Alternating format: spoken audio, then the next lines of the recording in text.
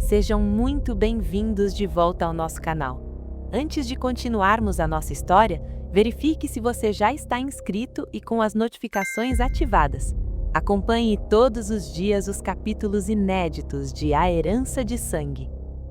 No episódio de hoje, as máscaras começam a cair e as consequências do escândalo na mansão Valladares vão mudar o rumo de todos.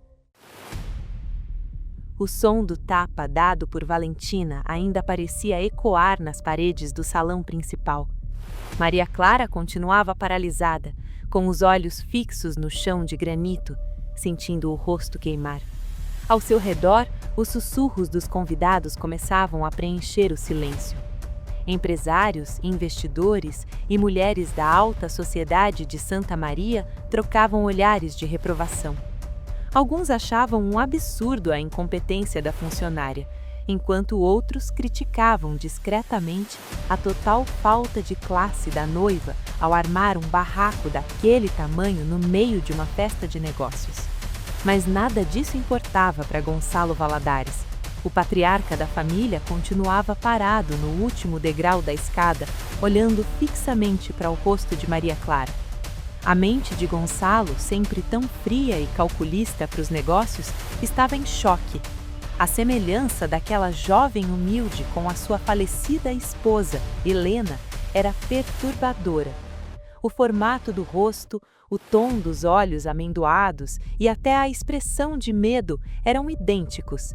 O empresário sentiu um aperto no peito que não sentia há mais de 20 anos.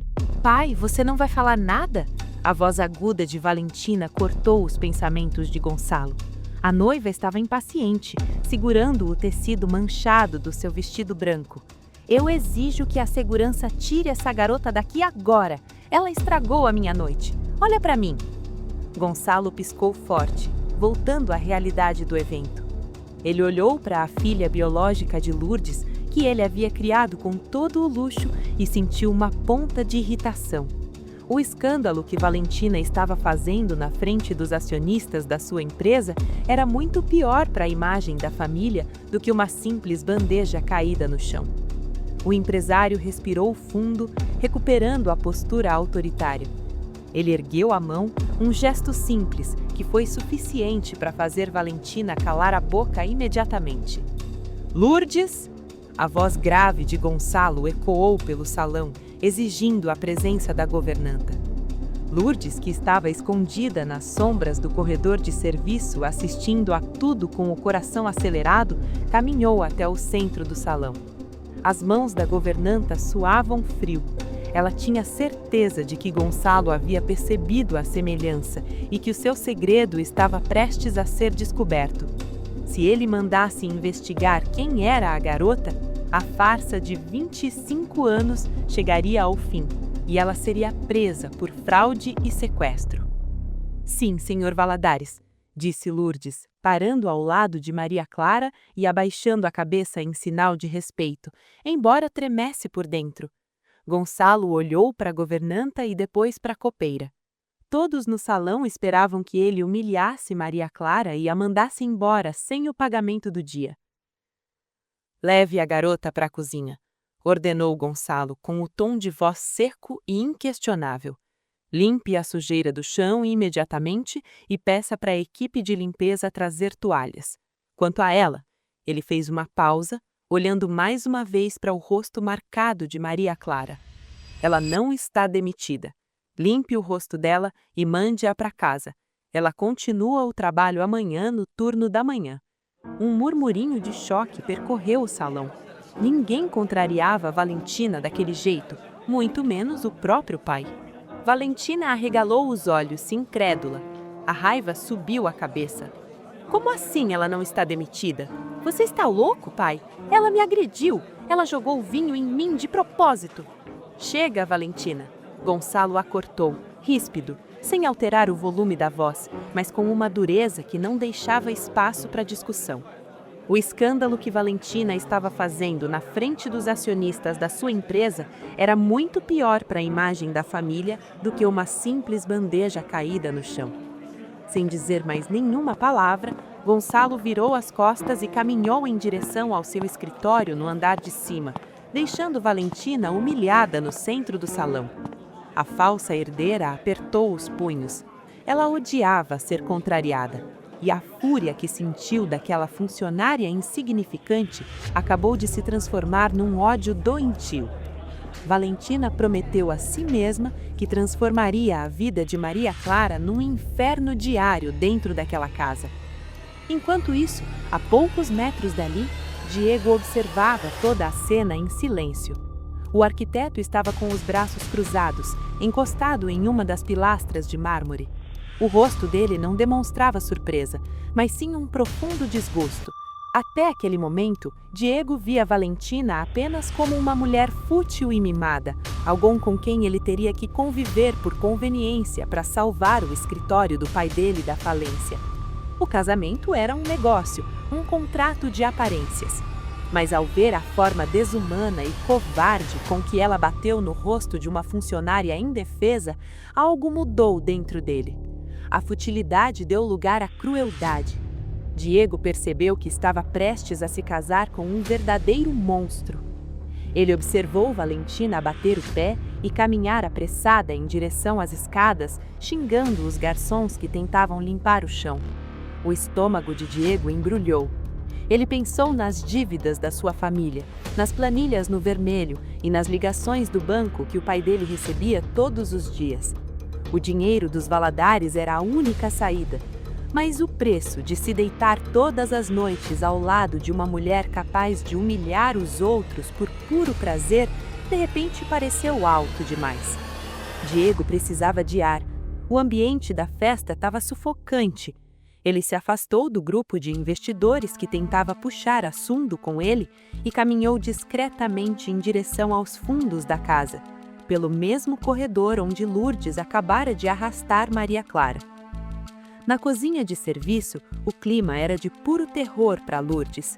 Assim que a porta de vai e vem se fechou atrás delas, isolando as duas do barulho da festa, a governanta soltou o braço de Maria Clara com violência. "Você é uma inútil!"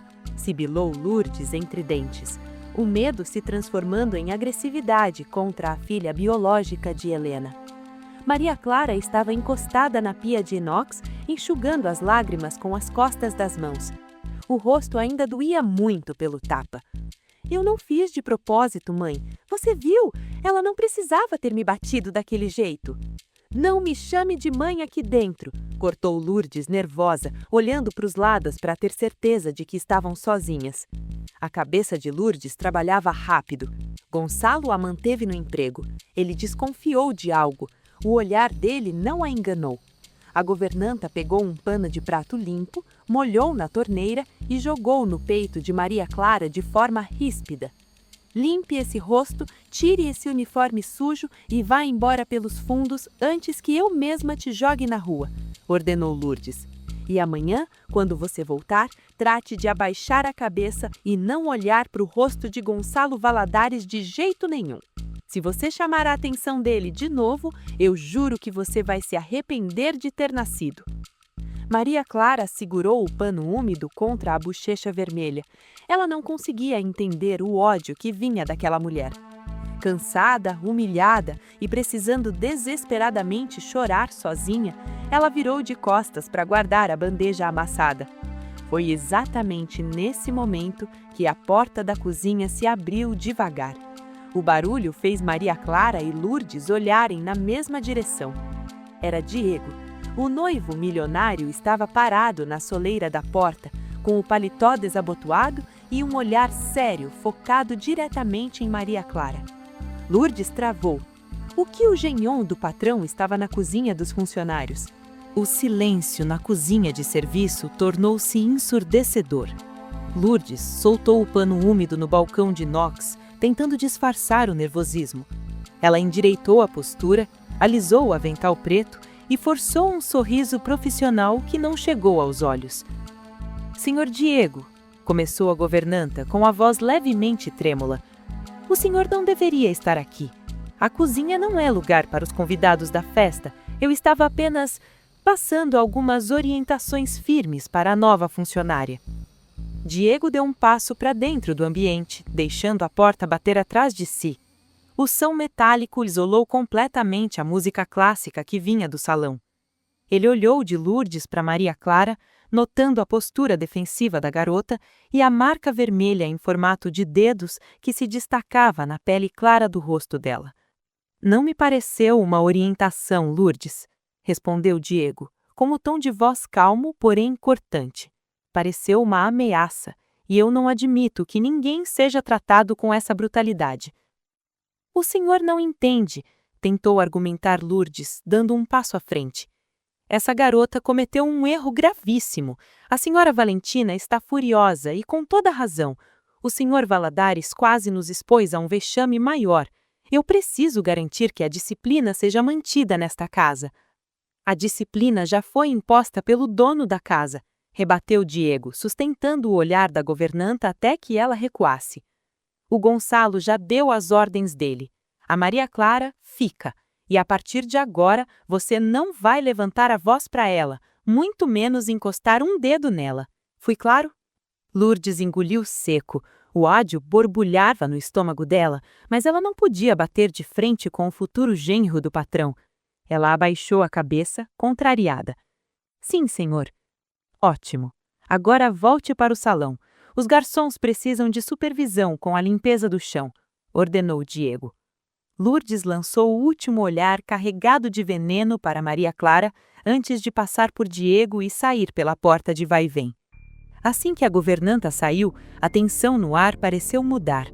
Diego suspirou, afrouxando o nó da gravata, e caminhou lentamente até a pia onde Maria Clara estava encolhida.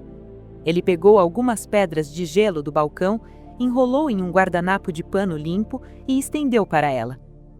Coloque isso no rosto, vai ajudar com o inchaço, disse ele com a voz mais suave. Maria Clara hesitou por um segundo antes de pegar o gelo. Ela não estava acostumada a ser tratada por gentileza por pessoas daquela classe social. Obrigada, senhor Diego, ela murmurou, encostando a compressa fria na bochecha dolorida. Mas o senhor não deveria ter feito isso. Não deveria ter enfrentado a dona Lourdes por minha causa. Diego encostou-se no balcão, cruzando os braços. Eu não suporto covardia. O que a Valentina fez com você lá fora foi inaceitável. Eu peço desculpas pelo comportamento da minha noiva. O senhor não tem que pedir desculpas pelo que os outros fazem, respondeu Maria Clara, com uma firmeza que surpreendeu o arquiteto. Ela olhou diretamente nos olhos dele. E por favor, não me defenda mais. A dona Lourdes é quem manda nos funcionários. Se ela cismar comigo, eu perco esse emprego. E eu preciso muito desse dinheiro para pagar o meu aluguel amanhã. O senhor volta para sua casa e para sua vida confortável, mas quem fica aqui para lidar com as consequências sou eu. As palavras de Maria Clara foram diretas e reais. Bateram em Diego como um balde de água fria. Ele percebeu o abismo que separava as realidades deles. Para ele, defender a funcionária era uma questão de princípios e de indignação contra a noiva. Para Maria Clara, era uma questão de sobrevivência financeira. Ela não queria ser salva por um príncipe encantado, ela só queria garantir o prato de comida do dia seguinte. Essa honestidade nua e crua fascinou Diego ainda mais. Ele estava acostumado com mulheres que mediam as palavras, que faziam jogos de interesse e viviam de aparências. Maria Clara era real, a dor dela era real, a preocupação dela era real. Você tem razão, admitiu Diego balançando a cabeça. Fui egoísta em não pensar no seu lado. Eu prometo que serei mais discreto.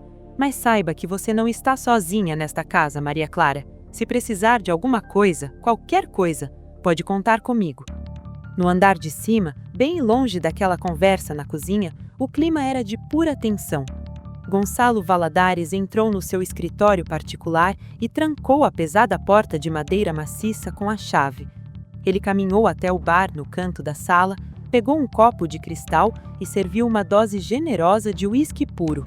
Suas mãos, que há anos não tremiam nem nas reuniões mais agressivas de negócios, agora estavam instáveis. Ele virou a bebida de uma vez só, sentindo o líquido queimar a garganta. Em seguida, caminhou até a sua mesa de trabalho.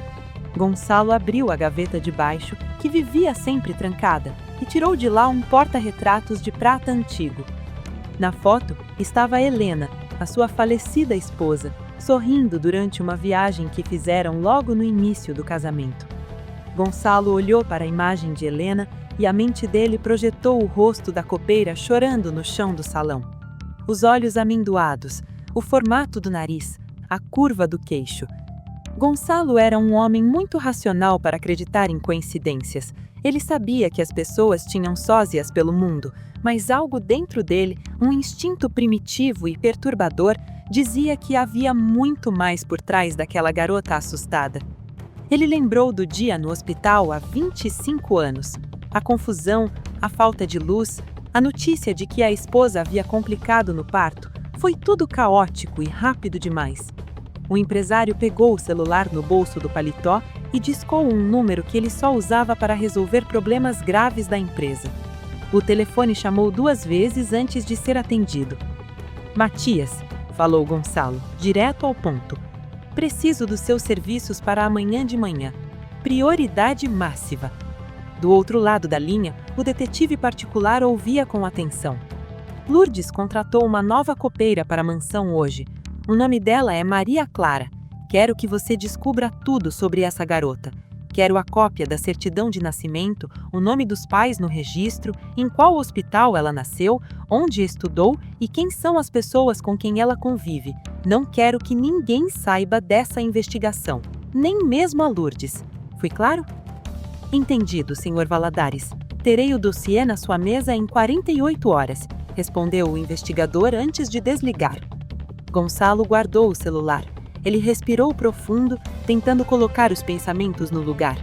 Se essa garota não tivesse nenhuma ligação com a sua família, ele simplesmente pagaria o salário dela e a mandaria embora para nunca mais causar problemas com Valentina. Mas se a investigação de Matias mostrar alguma irregularidade, Gonçalo não deixaria pedra sobre pedra até descobrir a verdade. O que ele não sabia é que do outro lado da porta do escritório, encostada na madeira fria, estava Lourdes. A governanta havia subido para verificar se o patrão precisava de algo e acabou ouvindo o final da ligação. O sangue fugiu do rosto de Lourdes, as pernas dela fraquejaram e ela precisou se apoiar na parede do corredor para não cair. Gonçalo já estava investigando. O detetive buscaria os registros. Se chegassem ao nome do hospital e as falhas no sistema daquela noite de tempestade, a bomba estouraria. O relógio estava correndo contra Lourdes. Ela precisava destruir as únicas provas físicas que restavam do passado daquela garota e precisava fazer isso antes que o sol nascesse. As peças do jogo começaram a se mover de forma perigosa. O que Lourdes fará no meio da madrugada para tentar se salvar? Não perca o próximo capítulo alucinante de A Herança de Sangue.